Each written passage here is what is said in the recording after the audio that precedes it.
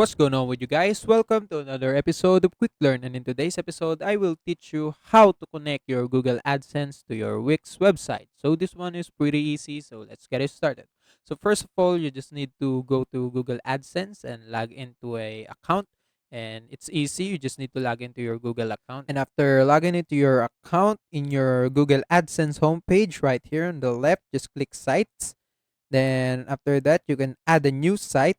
Then after that, you can just go to your Wix website and create a new site. But if you already have a current site that you're editing, you can just go there, just click edit site right here, and it will redirect you to the Wix website. Then copy the link of your website and just paste it right here in the Google AdSense, right there.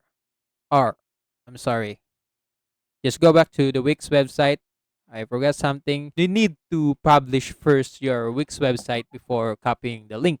You can just click this publish right here in the top right corner, and after that, just copy the link and paste it right here on the Google AdSense. And right there, you will now go to this page, and after that, just click go to the wix.com, and it will redirect you to this page, and you will need to add to site the Google AdSense. And after that, it will redirect you back to the Wix website, and where you can now add to site the Google AdSense. And after that, a box right here will appear. You can now set it or put it whatever you want.